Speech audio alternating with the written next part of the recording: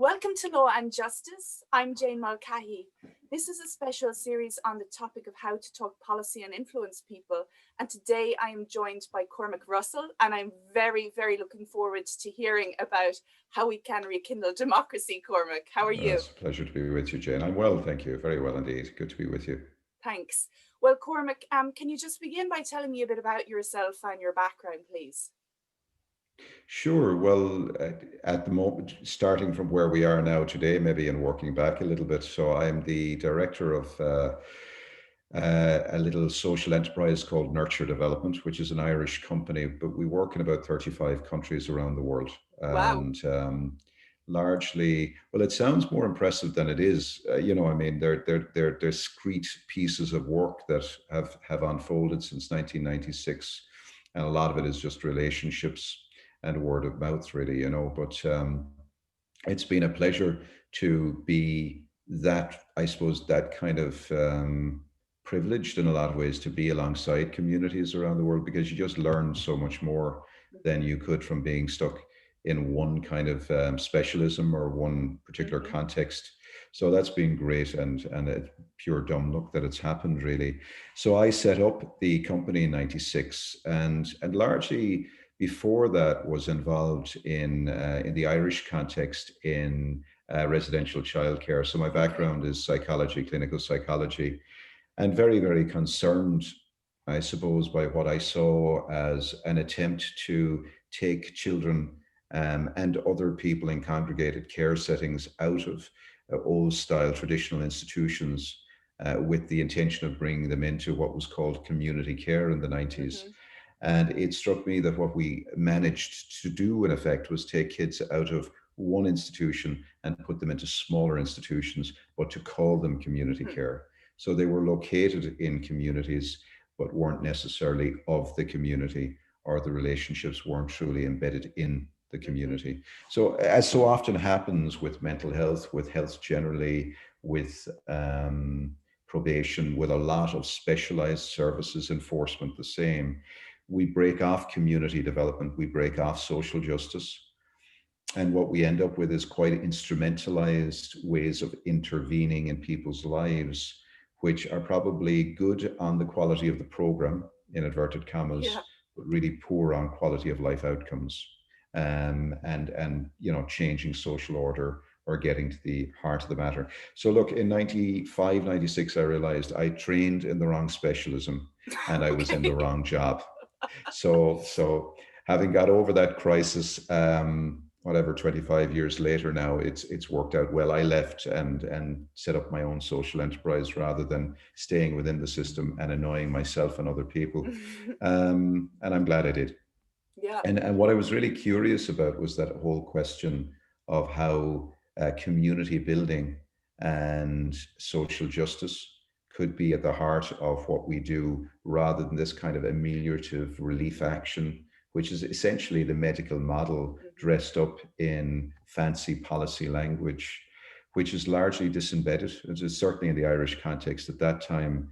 What I was seeing was placeless and rootless policy. So, policymakers could have been on the left side of Mars with their policies. It would have, it'd have been as relevant as the policies we were seeing at the time. Things have changed a lot since then, but that was my, autobiographical account of myself to date. It's super interesting because I was referred to you by a man from Canada called Rick, who I recently interviewed. He's a restorative justice practitioner. And he said, "Oh, you must read this book, Rekindling Democracy. You'll love it. It's very up your alley," even though my main research focuses on criminal justice. And I've latterly become more interested in trauma, but also, of course, the community dimension. We talk about community all the time. But as you say, it's a kind of add-on, a nice to have, but not at the heart of what we do. So can you tell me a little bit, Cormac, about why you wrote Rekindling Democracy and what's it really about and who's it for? Well, it's the subtitle is A Professional's Guide to Working in Citizen Space. So in a sense, if it's done what it's supposed to do, it should really speak to any professional, whose entry will be whatever the specialism, I guess, or the, you know, the context is. So criminal justice is a case in point.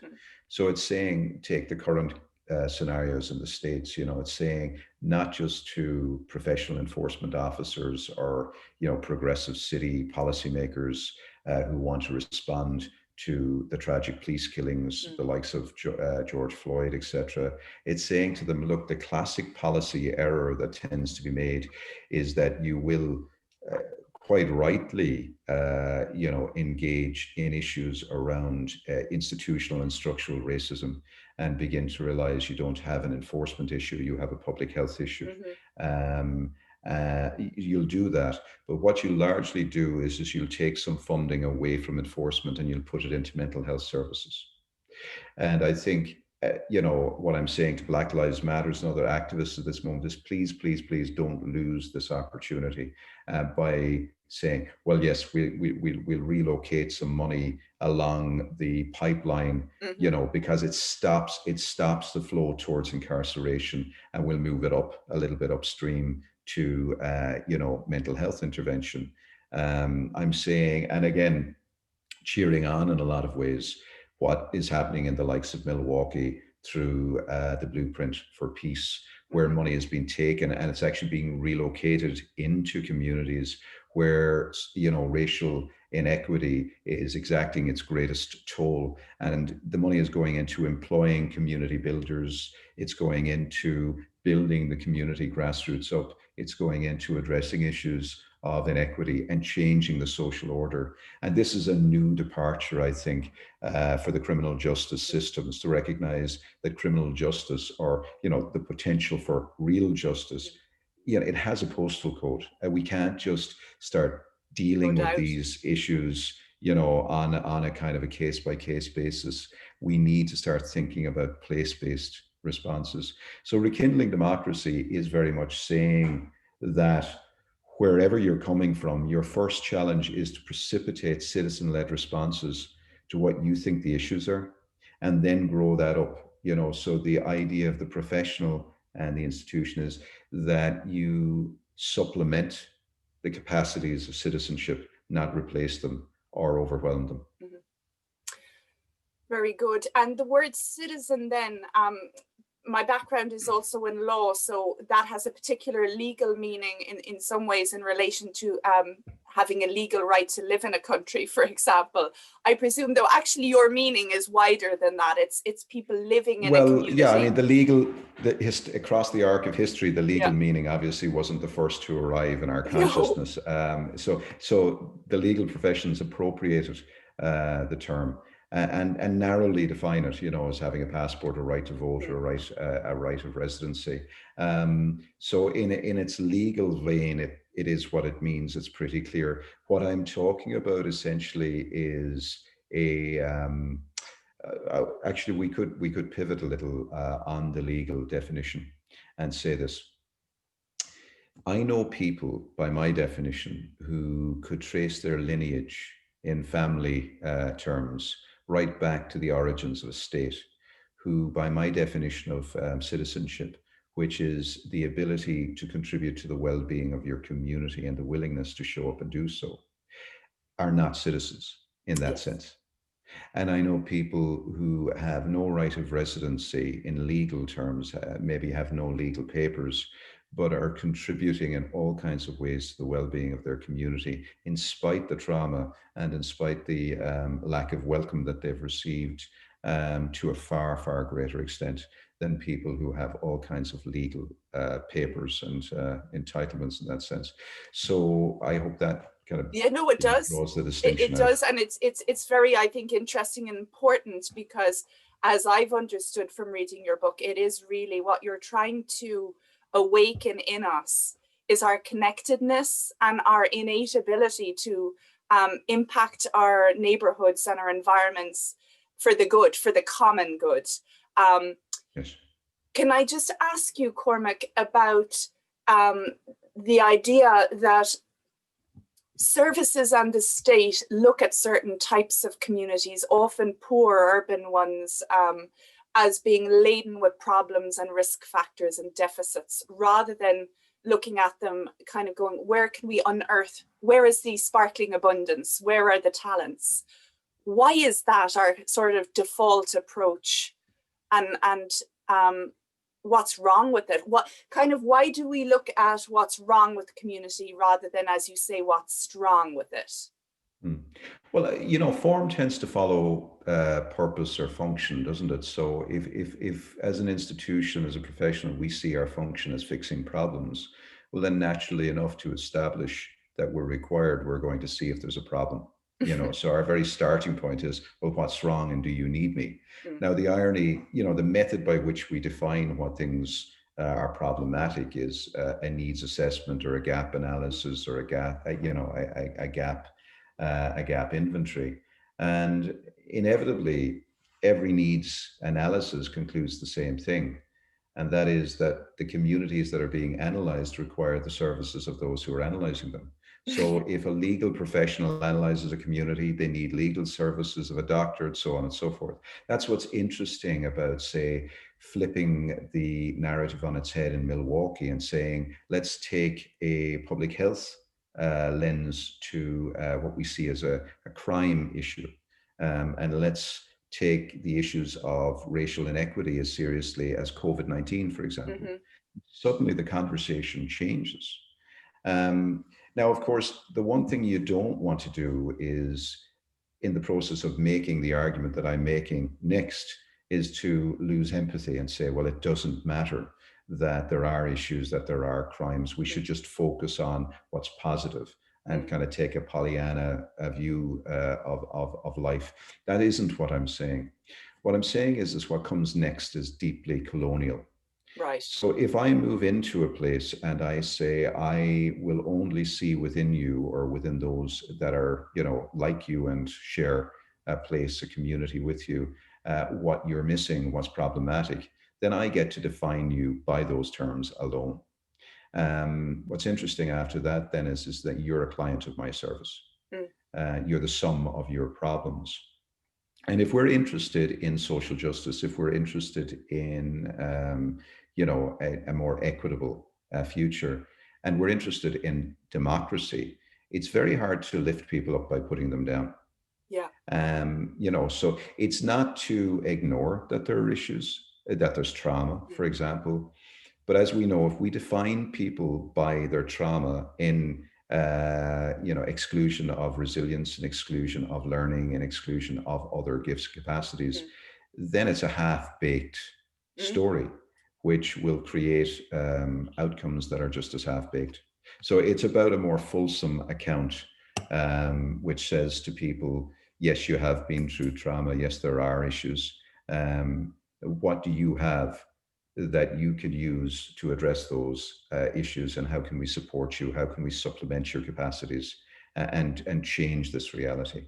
The other thing that's problematic is if I just see you in deficit terms, what I'll do is I'll provide a relief action to address the deficit.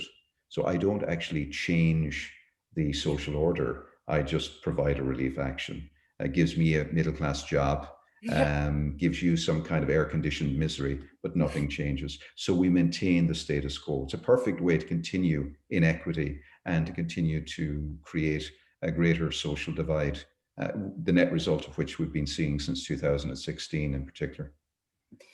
One of the things that really struck me in possibly it was the first chapter of your book, was when you were reflecting about yourself as a young helper, and how you kind of needed to be needed.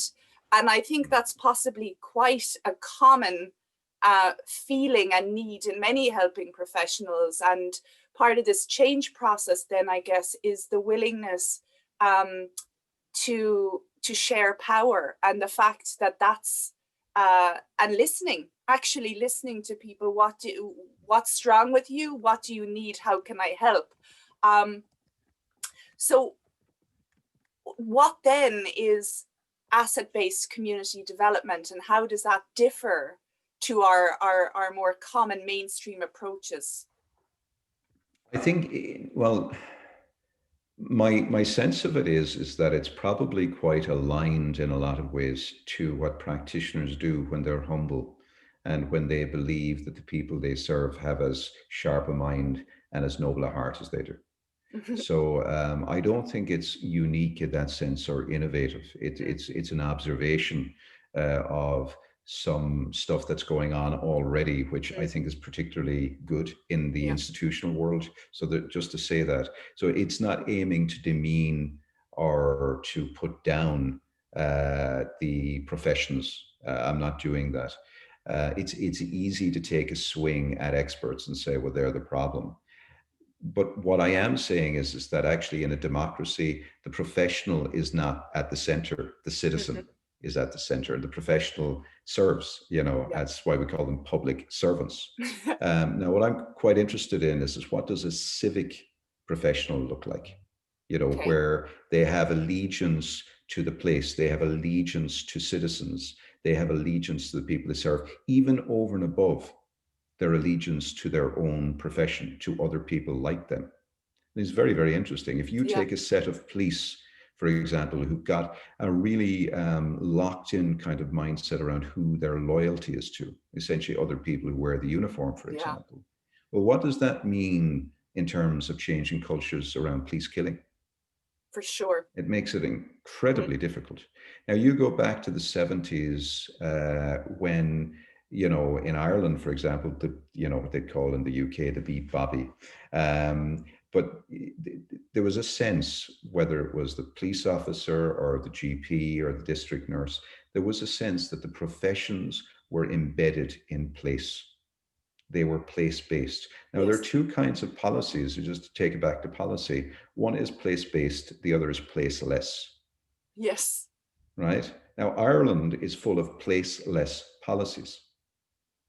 And why is that, do you think? Globalization, I would say. Globalization and the elevation of the professions. You know, it kind of comes from the Irish tipping of the hat to the priest. We've just created a whole new priestly class. But globalization, I think Thatcherism and Reaganism opened a tranche. We're just seeing this morning some of the incredibly depraved revelations coming out of New Zealand around congregated care settings in the 80s and 90s. So it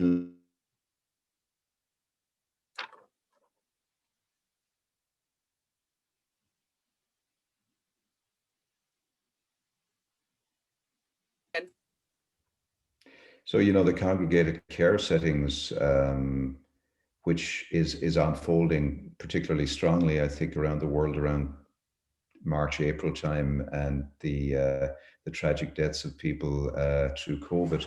But again, mentioning the New Zealand expose, it's really striking to see the level of abuse and harm that was done to people with disabilities, various forms of disabilities during the 80s and 90s. And it just feels to me like we've seen an arc, if you like, of behavior whereby, generally speaking, we kind of think of our health as in the hands of the doctor. We think of our safety as in the hands of the police. And over and over again, a whole set of functions that we would have previously taken to be community functions have kind of got outsourced to the professional world. And I think at the expense of community capacity and also to the heightening level of burnout in the professions, we're expecting professions to do things that they simply can't do on their own.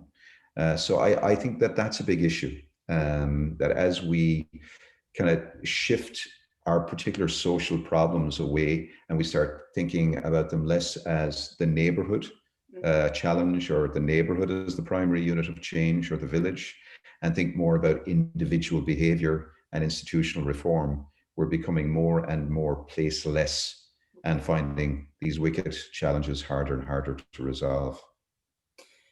So one of the things you discuss as well, or it's a thread throughout the book, is the decentering the professionals a little bit. And as you say, it's not kicking them out altogether, because we will still need services and we'll still need expertise. But you describe a mayor in Quebec who had quite a nice and seeming to me quite novel approach, in the sense that he really invited the local people to problem solve and use their skills to to sort things out, really, that they had the capacity to sort out. Can you tell us a little bit about that, Cormac, please? Yeah, so this is in the town of Amqui, which is on the Atlantic side of Canada. So our Irish listeners will be able to relate to that. And it's primarily it's salmon fishing economy. So I think what this mayor kind of got instinctively, the story illustrates, is this idea that democracy has a 3-lane highway. So you start with what are the things that people can sort out themselves locally on their own, and you kind of encourage them to do that first. Then you go from there to the next lane, which is, okay, so what can you do yourself with a little bit of help from outside, me or other people? And then finally, and only after the first two, except where there's a crisis, obviously, you say, okay, so what's left now that we have to do for you? So this is a good 3-lane highway for parenting, for criminal justice, for pretty much everything in life. So what I think is he's the embodiment of that belief.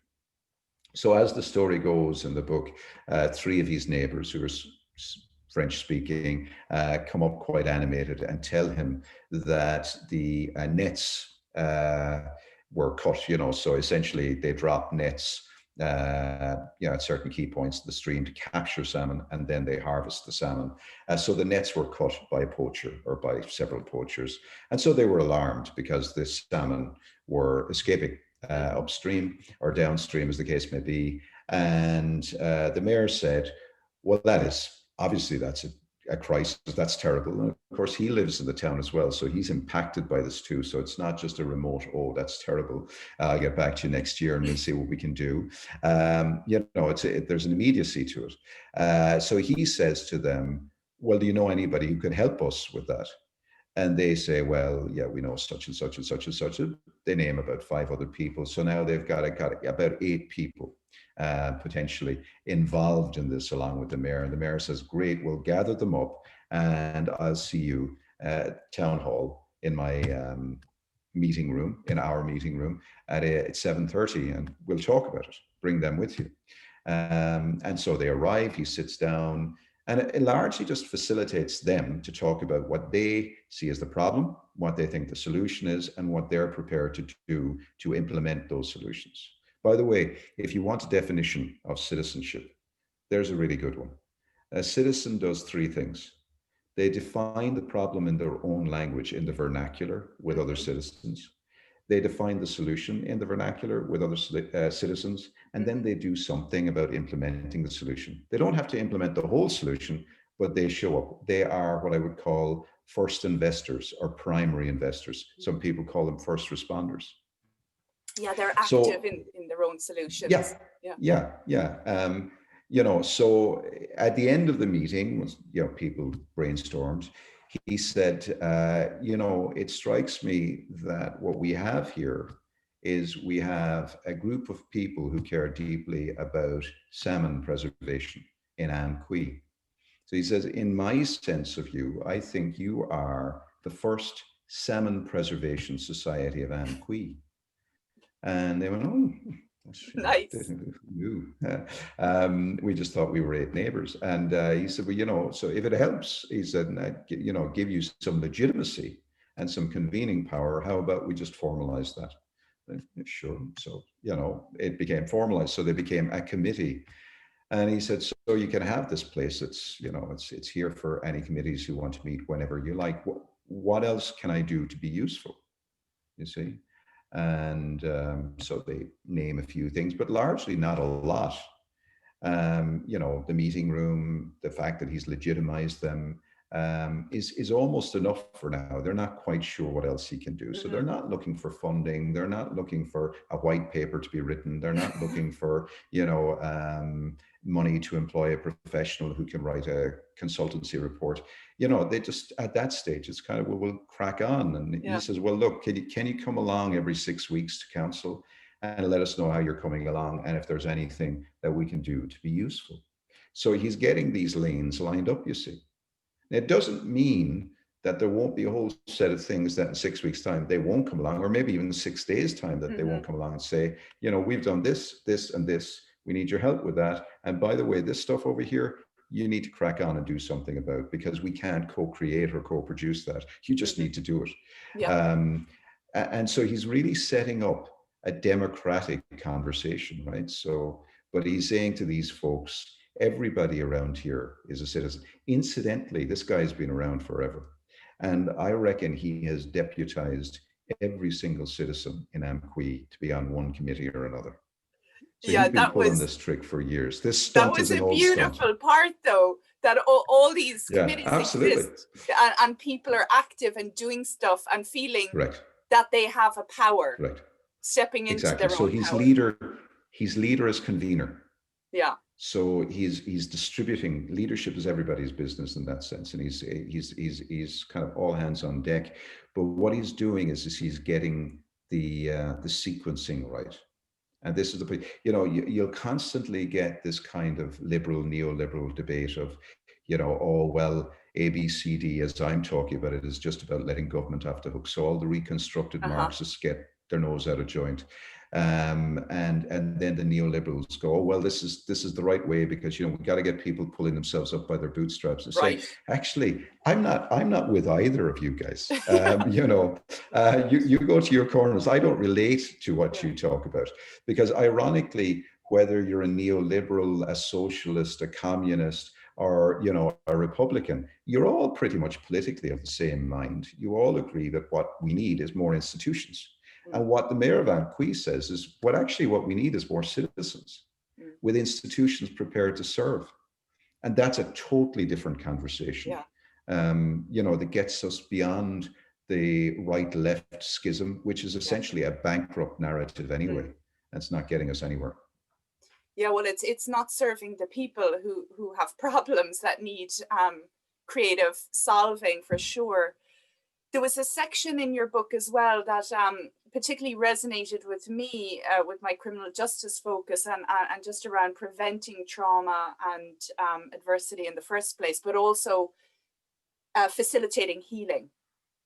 And it's called Bikers Against Child Abuse, where you state we are not maintaining our collective capacity to care for one another's children, which I found very interesting on page 145. What, Cormac, can the community do to prevent harm? So harm including childhood trauma and adversity, as well as then facilitate healing after it happens? Well, one of the first things to say as an entry into this, because it's a complex conversation, which always pulls us into binaries if we're not careful, or nearly always, I should say. So care, in my mind, is something that you cannot produce like a service or a good or a program. You know, so care is the freely given gift of the heart, one person to another. So if you were to say, like, as human beings, what might we do to create care? I don't think we'd establish an institution or write something into an Excel spreadsheet. I think we'd create some kind of a cultural or ritual way. We might create families. We might create relationships. We might find ways of exchanging gifts, of doing suffering together. You know, when people die, we might find ways of making meaning and so on. So in that sense, it's really important to reclaim what we understand care to be about. That care is the freely given gift of the heart, not a program that's curricularized, managed, or measured. And that's a really important thing, because what we've done is we've affixed care to so many institutions like Medicare. There's the one thing I can tell you, if you've ever been in the States, is they don't care. People care. So it's a business, you know, and there's a bottom line. It's a different track. So this is the pieces, you know, care is a cultural phenomenon. It's not random acts of kindness. It's rooted acts of kindness. Now, if people become unrooted or dislocated, or they start to think that their capacity to care is not as good or adequate or sufficient as the capacity of a trained person to provide service, then we're in trouble to begin with. That means every trauma must receive a therapeutic, Yeah. professionalized intervention. That's interesting because, again, in a lot of my work, I work with Indigenous communities where it isn't just individuals who've been traumatized, but entire cultures have been Yeah. traumatized. So you're dealing with cultural and multi-generational cultural trauma. So they've been taken off country, they've been taken away from their culture, their rituals have been denigrated. So essentially their culture has been killed, Mm-hmm. Now, if you take a culture away from somebody, when they do encounter trauma, when they do encounter shocks or stressors, what are the absorptive or the anti-stressor, the anti-fragility Mm. that they can draw on? Well, our answer in modern life is they write a funding application to get a program that services them. Yeah. I mean, Yeah. Yeah. so if your child has a trauma, it's just so I mean, the case in point is COVID-19. We've got to get all these kids back from all of these wicked, hostile communities. God knows what's happening, and of course, there's truth in this because Yeah. there's evidence in March and April of a lot of trauma, of increased abuse or whatever. Mm-hmm. But it's sort of assumption that if we get them back into the institutional world, that's a place that's trauma free. Well, I don't know if you have many friends who talk warmly about their childhood experience of school, but most of mine don't. Right. It was a place of trauma. Mm. So we really need to think, therefore, about when people, first of all, experience care, what are the contexts within which care flourishes? It's family, it's community. What's the context within which families flourish?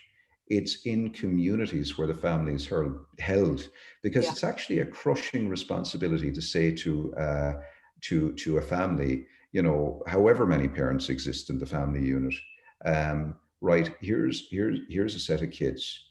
You have sole responsibility for looking after them, and the village is gone now, so you have to do it on your own. We're not designed as human species to No. do that, actually. So, but what we do is instead of restoring the village, we wrap around the family institutional intervention. So we say, when your child gets to a certain age, instead of investing in the village, we're going to invest in youth workers who will do youth engagement with your children when they no longer listen to you and they can no longer go through mainstream school. And I would say it's not an either or. I mean, sometimes it's fantastic to have a youth worker who can really connect with a young person as they're kind of going through that, rite of passage in modern life and kind of losing their way and becoming dislocated.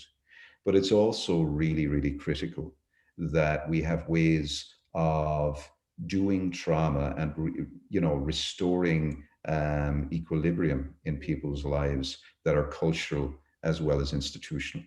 Okay. And I would be inclined to say that the more those kinds of relationships come from people who are kind of not paid to restore equilibrium, the better. Again, we've established, I think, in the mind of the listener that we acknowledge there is a role for that. But you could imagine if we just got rid of all familial, all friendship networks, all kind of mutual aid, and all cultural ways of restoring equilibrium after trauma. Mm. And all we were left with was a kind of an institutional intervention. It would be a 1984 scenario. So that's kind of a grotesque image. Mm. So the question becomes, what are we doing to create the capacity of communities to do suffering together? We're outsourcing death to the hospice, right? Even though death and dying and suffering, 85% the epidemiologists tell us of what actually enables us to live well through, suffering, has actually nothing at all got to do with an institutional intervention. It's got to do with my sense of agency, my associational life, my environmental circumstances, and my economic base. So what are we doing about those things? That's the question I'm asking in the book. I spoke recently enough with Dr. Bruce Perry, who's a neuroscientist and child psychiatrist, very interesting man who I greatly admire, and we were talking about the old hunter-gatherer societies, and the kind of evolved nest idea of cooperative child rearing, and how we're so distant from that now. And again, it comes back to community and the holding environment, and how, like, I'm a parent myself with 2 small kids, and I've so much more respect now for the idea of people parenting alone, like being a sole caregiver without social supports, without the buffering community. And just on the role of professionals, a lot of the clamor now out of COVID-19 and the stress and trauma that it's taking to some degree on all of us to a greater or lesser extent. There's a clamor for more mental health services. And I was in an exchange with a woman on Twitter from a university before who was saying, we can't possibly deal with our students' mental health issues. We're not qualified.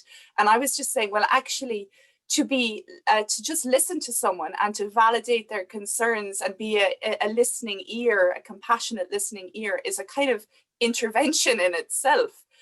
Cormac, would you agree in that sense, when you're talking about having more people who are willing to be there for our children and families, that ability and willingness to just listen and sit with and be kind, to some degree, that is where at least some of it's at. Absolutely, Yeah. without a doubt. We're professionalizing. So the use of the term mental health is a socialized way of saying there's a whole domain within which people with a certain kind of set of problems who are behaving oddly are sent. And there's a whole other school or category of people who are qualified who come in and fix them. And now don't be stepping on that sacred space unless you're qualified too. So the uncredentialed people need not enter. You're either sick or you're credentialed. Right? Now that's it. So and that becomes part of common parlance to a certain extent. I could hear in communities people say, "Oh, they don't even finish the sentence. Oh, he's got mental health." Yeah. What's that mean? Does that mean he's healthy? Does that mean he's sick? Does that, but the question is, and so where should he go? And the answer is not here. He should see somebody. Yeah. Now, so what we're saying to our kids is, when you're feeling overwhelmed, when you're feeling distressed, you must go somewhere to receive a diagnosis that's away from the community, that's away from natural healing, that's away from where you might feel normal and the same as everybody else. And what I'm saying is that sometimes that's true, but not nearly as much as we're claiming. We have become normalized and schooled in the idea that whenever, as part of the human condition, we feel overwhelmed, distressed, or our shadow side starts to surface, we have to professionalize it. Another way of saying that is we pathologize. Yes.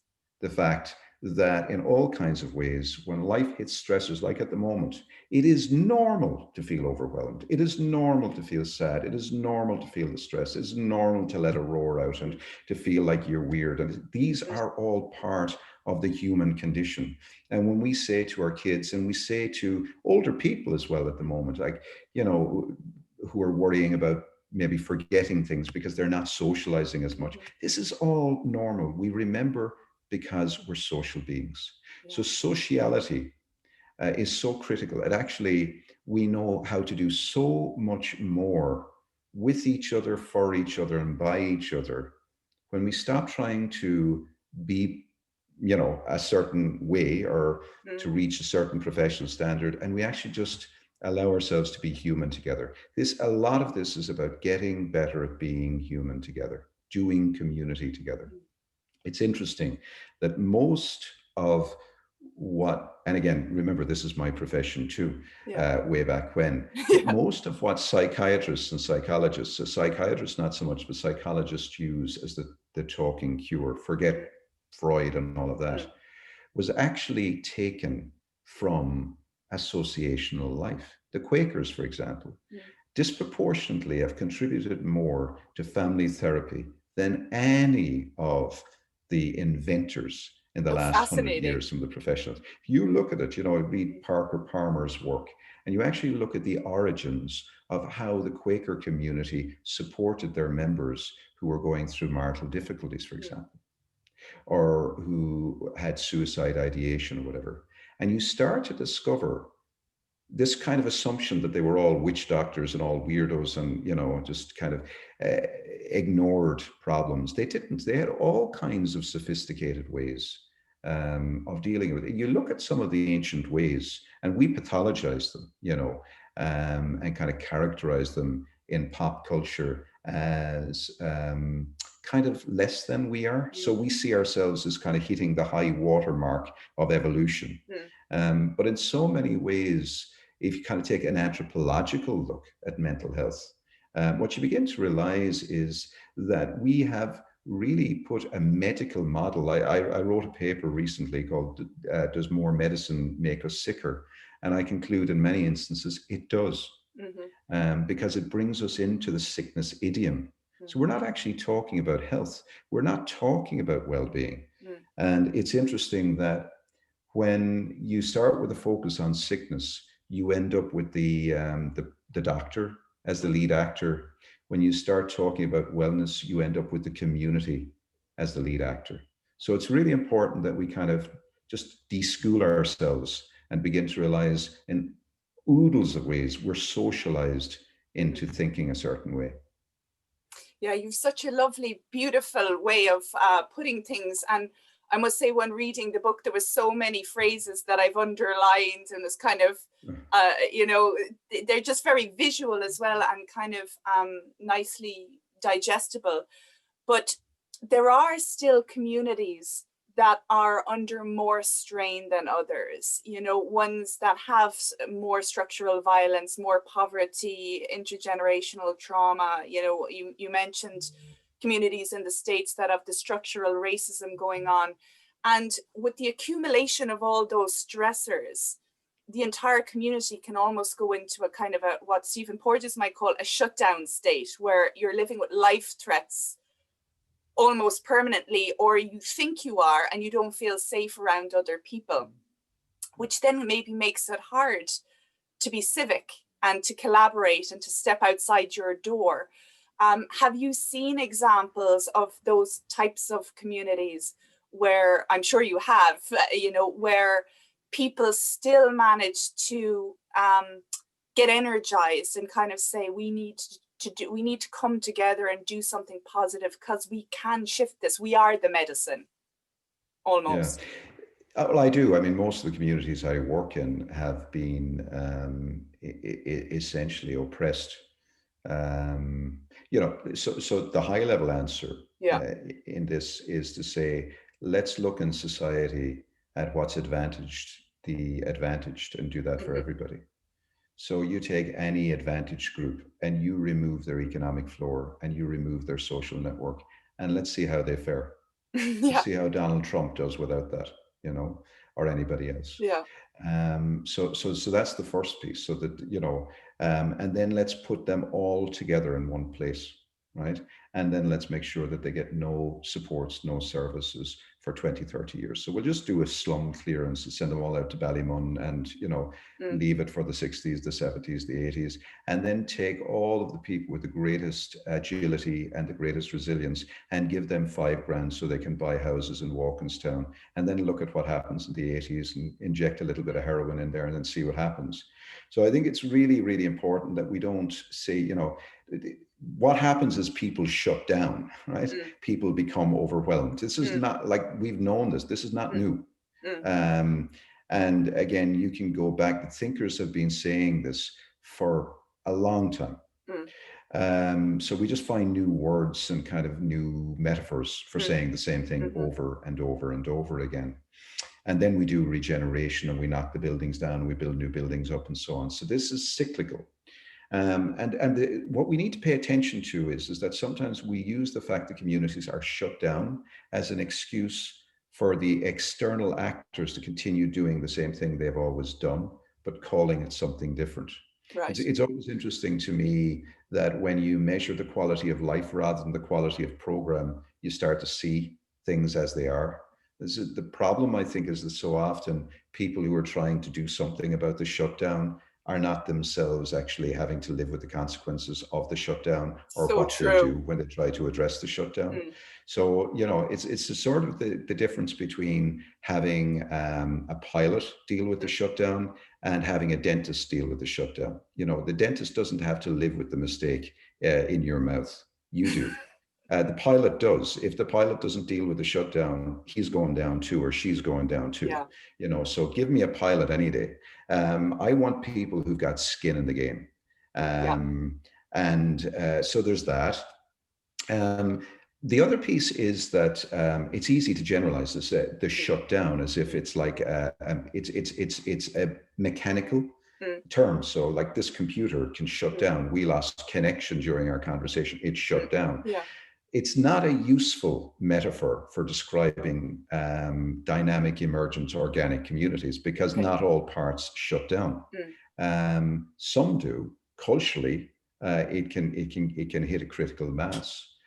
But one of the things that's fascinating to me is when you're working with Indigenous communities, is to ask the question, what is it the community are still creating, which is effectively producing what I think they're missing. So this community in general terms seems to be shut down. Where is it not? And how are they doing that? It's just almost the positive deviance, if you like. So that's a thought. But the other thought, which I think is probably more useful, is to say, let's just say the community is atomized or socially fragmented. A bit like land, after you monoculture it for 40 years, loses its nutrients. But there's still some left. You can still restore the land if you know how. And one of the first things that you can do is to stop monocropping, right? To stop doing this parachuting in. Then the question becomes, what might you do to restore the nutrients and the social capital? And this is where I think it's really interesting to start thinking about what would happen if, as well as kind of knocking buildings and regenerating and putting programs into place where we work with siloed, categorized groups, like the youth at risk, as they're called. And I don't like the term at risk. I think it's better to talk about youth at promise, who've experienced all kinds of trauma. But if you begin to kind of pivot in that direction, you say, well, how about we put community builders in the neighborhood who know how to actually connect across silos, rather than just kind of hiving people off and aggregating them by the dysfunction? What might happen then if we start to build that carrying capacity up? And what we've found over and over again in communities that have been profoundly harmed, and have been nationally named and shamed as exemplars of broken Britain, for example. And by starting with the capacities and the voice of local people and getting them connected and powerful together, growing the solution from inside out. You used the term earlier on, it's becoming very much in vogue, around evolved nest. So let me say this. I think an awful lot of what's happening around the trauma narrative is a new form of colonialism. I think we're using it to articulate an argument for more professional intervention, rather than articulating a case for professionals working in a different way to build the power of family and community up. There are those that are breaking rank, which is fantastic, and are saying, our trauma doesn't define our futures, but it can be, it's important to acknowledge it and to work through it. But it just does feel to me like the evolved nest is a really useful metaphor. Now, what I want to suggest is use the nursery rhyme Humpty Dumpty to do this, because I use it in the book, is to say this is a perfect overlap between my two worlds, the kind of clinical psychology world and the more anthropological social world that I now occupy. And I think there's an interface. When you say we're moving over the wall, away from the king's horses and king's men side of the wall, and beginning to say to Humpty Dumpty, who's on the edge, if you like, at a risk of falling, say, there's another side. And there are nesters on the side who are prepared to use the assets we have, even though they're just a bit like birds do. They gather little pieces of assets everywhere. But it's the connecting of those assets into a nest that actually creates the hatching climate, and I think that's the work. Now, who builds that nest?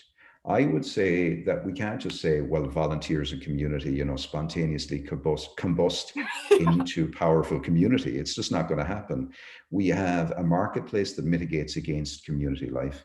We have a lot of professions who actually mitigate against it by professionalizing and denigrating social capital. We've got to change the conversation and start again investing in professionals who know how to work in the civic square and know how to build, or at least to help communities, support communities to build that nest on the other side of the wall. So I think that's the work to be done. So it's not just about institutional or therapeutic intervention. It's about community development and social justice. And that's a much, much bigger conversation, it seems to me. Thank you for that, Cormac. I should just clarify, Stephen Porges never used the word shutdown to refer to communities. It's just in his polyvagal theory, he describes it as the kind of dissociative state where people, it's a coping and numbing strategy. Nice. And this is useful, right? Because dissociative, the opposite of dissociative is associative.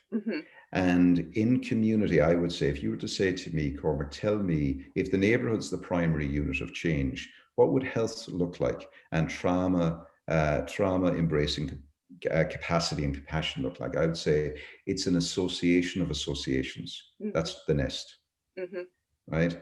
And an association, this is citizenship. If I dissociate, I dislocate, I disconnect, because the intimacy is too painful, too scary, it's a very valid strategy for dealing with potential trauma. So distancing behavior, essentially. It's impossible to build community. And so many of our traumatized folks, what they have done is they've had to leave the communities that they have become exiled from, and they've formed new communities with other people who share their trauma. So we have traumatized communities at the edge of atomized communities. And I think we really need to do something about that, because it's not a very sustainable way forward. I know I've held you a long time now, but just one question on at-risk youth, who you say you prefer to conceptualize as at promise. In terms of these young people, often young males who may be engaged in antisocial behavior, drug dealing, crime, violence, that type of thing, that can wreak havoc on their neighborhoods. Is the job of dealing with them primarily for the police? No. Well, if it is, we're sunk. So, it's just the jury is in on that one. And remember, in a lot of countries, the police are the retailers of the prison industry. Thankfully in this country we haven't privatized it, but in other countries they are privatizing it. So it's a bit like the doctor becoming a retailer for the pharmaceutical industry. It's really important that we don't privatize those public goods, because otherwise we create quite perverse outcomes for communities.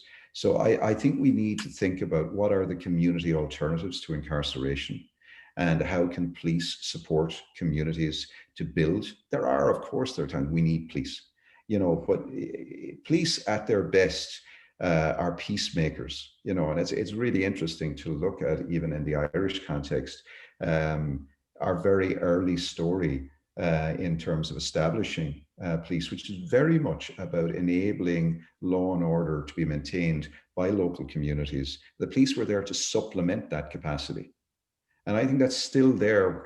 We're in danger of losing it, but it's important to remember, and we should be proud of that fact. So they're more about peacekeeping than police enforcement, and we need to understand that it doesn't matter how many police you have. Look, at the end of the day, kids are pretty predictable. They will seek out love. They will seek out purposefulness. They will seek out belonging.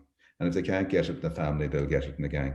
It's that old adage, it takes a village to raise a child, and if the village fails to show up, the child will burn the village down to feel its warmth. This is not rocket science. No. So the question is, do we have a youth problem or do we have a village problem? If we have a youth problem, we have more police. If we have a village problem, we do something about supporting family life, keeping our kids in families, as best as we can, supporting community alternatives to residential care if we can avoid it. So there's a whole set of things with saying, how do we ensure that a child grows up held and cradled in the bosom of near neighbors, not salaried strangers? If we can do that, and we do that in a way then that's, about the new gang becomes all of the associations that young people can feel I need it in. And I think one of the difficulties is that so often we're either going one way or the other. We're either not meeting our kids' needs because of our own trauma, or we're doing is seeing our kids as a bundle of needs, but we don't need them. And they're going through life like ghosts, kind of hovering through the world, but not actually needed in the world. They are the sum of their needs. They're the sum of their dysfunctions. They go to school, they're not human beings, they're human becomings. They're becoming a citizen. They're becoming an adult. They're becoming the person who gets their leaving cert. When a young person, I see this over and over again, when a young person discovers, and this is again to the old traditions, I am somebody who has a gift to give my community. And this is a place that receives my gift. It's interesting to think about rites of passage. And rites of passage have three sequences to them. One is we go away from the community. The second is we experience a trial. And the third is we return. Now, the purpose of those three sequences is, in every anthropological studies, as age and traditions, is to enable the young person to see that they have a geni, a genius, a gift. And the challenge is not to discover that gift so they can go into the marketplace and make lots of money. The challenge is to discover that gift so that they can contribute it to the well-being of some community. And it's then that the community becomes well, and they do too. Now, this isn't policing. This is piecing together all the different fragments, and the best police know this. This is the Violence Reduction Unit in Scotland and other such places are now really beginning to realize largely the work is about community development, not about arresting young people. And that means the challenge is on us too. It isn't just on police. It means that we as citizens have to figure out what is the community alternative to incarceration, and how do we bring our children and our neighbors' children back home? That's the challenge. Just one final one then on policy. Is there an aspect of public policy that you would like to see immediately changed, or is this something particularly pressing in your mind? Well, public policy mostly has become medicalized. So it's policy that's about dealing with individual pathologies or deficits or defects. So I would say the whole map is deforming the territory that it's meant to be helping. Okay. And the map is not the territory, right? So policymakers need to understand that their map is not the territory. But if their map keeps, impacting on the territory, eventually, that's what we'll be left with, so they'll prove themselves right eventually. Okay. So it's really, really important, I think, that policymakers understand that good practice begets good policy, not the other way around. And that what we need to do is very much reverse the narrative from inside out to outside in.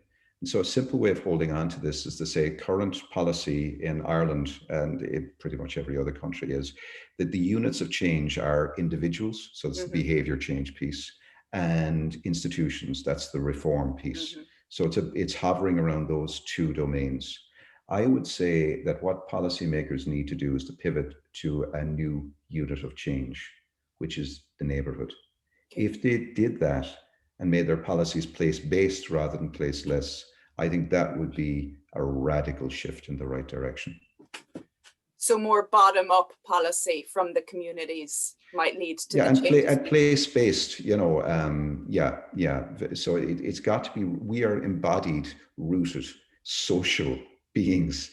If our policies are disembodied, not rooted, and essentially individualistic as opposed to social, well, it's kind of pretty obvious that it's not hitting the mark. Cormac Russell, thank you so much for sharing your time and your wonderful insights with me on how to talk policy and influence people. I'm very grateful to Pleasure, you. Jane. And happy Thank you. Christmas. And